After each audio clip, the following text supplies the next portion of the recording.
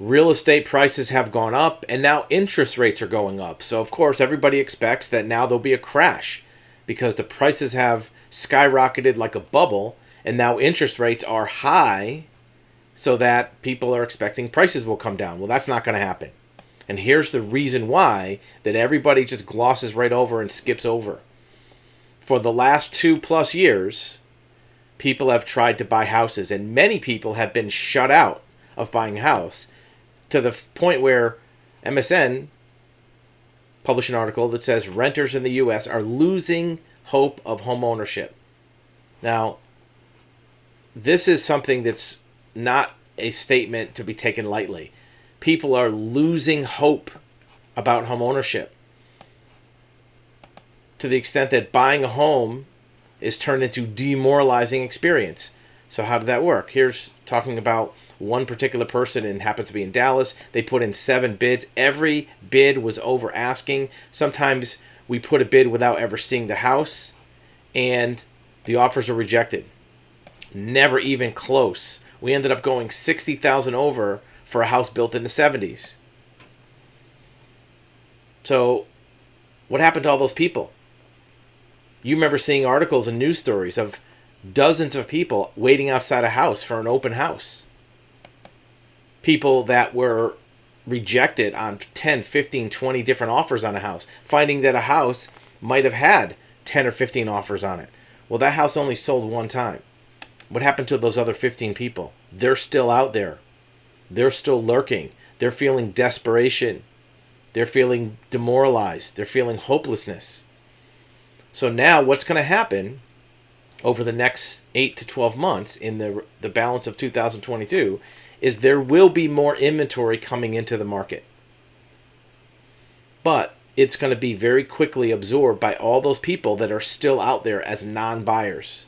Most of the people who did not buy a home in 2020 and 21 that were trying to buy a home, they were not rejected or they did not fail because of lack of trying. They tried to buy a house. Most of them didn't fail because they weren't approved on their mortgage. Most people already had a mortgage pre-approval. Most people didn't fail because they couldn't afford it. Look, that last article, the people were offering $60,000 over the asking price, and they didn't get a house. Those people are still out there. So now, if that same house or similar house comes on the market, and it's priced $50,000 over what it was a year ago, those people will snap it up. They're still feeling hopeless, demoralized. This is all of a sudden going to be like a lifeline, this extra inventory. The extra inventory is not going to be something that dilutes and lowers the price. It'll simply be a way for the people who are willing to overpay to be able to actually do it. Because the last 2 years, there were thousands and tens of thousands, hundreds of thousands, maybe even 1 million people that were willing to overpay for a house, pay over the asking price, over the listing price, and they didn't succeed because somebody else paid more, or they offered all cash, no mortgage, or they offered no contingencies. So the remaining people who needed to get a mortgage or who couldn't pay $60,000 over, $70,000 over, now there will be inventory for those people to successfully buy. That's what everybody forgets. Those people are still out there. The crowds of people who were wanting to buy a house for the last 2 years are still out there. And you might say, well, the interest rates are higher, so the payment's going to be higher. Yeah, that's true. But what's their option? Their rent is already higher. Wherever they live now, if they're not a homeowner, is a rental, an apartment or rental home. Sometime in the last year, year and a half, their rent already went up. Because all rents are going up. Rent increases. And unlike a home, which the interest rate maybe can affect what somebody's willing to pay, the rental market doesn't care about interest rates. It just cares about what the market is willing to pay. So if you're a landlord and you have properties that are renting for $1,700, $1,800 and you raise it up to $2,400 and people still will rent, why not do it? That's even going to put more pressure on these buyers to get out quickly. Look, there's no more reason for these renters to stay in the apartment a year later. If they were trying to buy a house in 2021 and failed, there's no less reason to want to buy a house in 2022. Their rent's probably higher.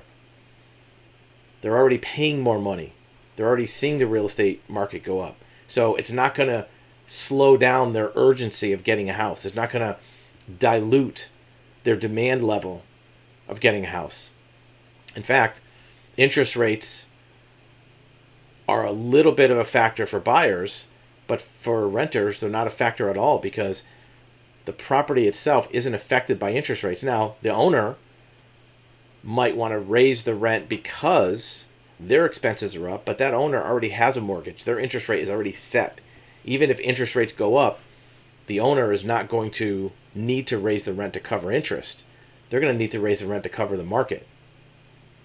So supply and demand is only affecting the rental market on the demand side, not on the supply side.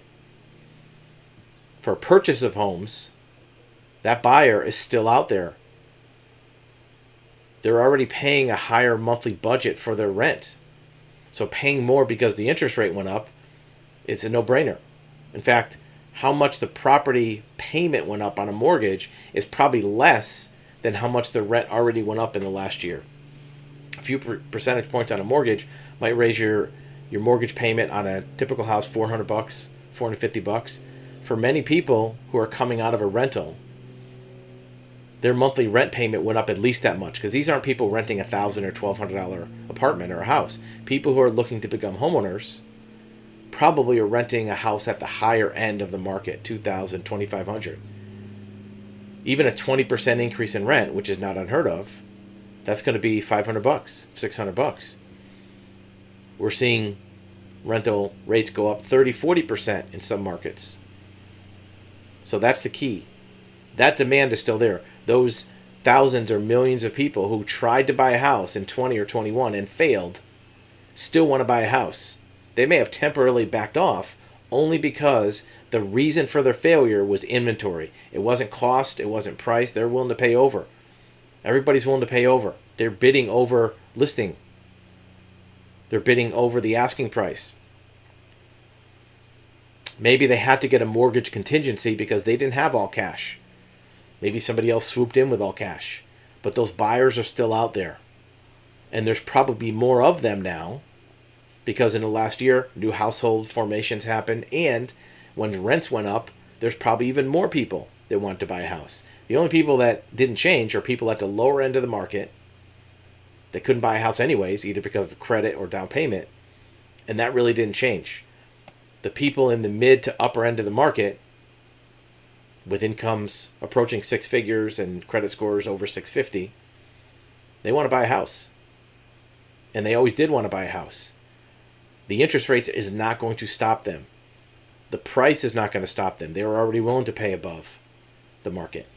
So that factor will ensure that housing prices are not going to go down. They may pause a little bit, but they're not going to go down. Any discounts are going to be from an inflated amount, not from a market price.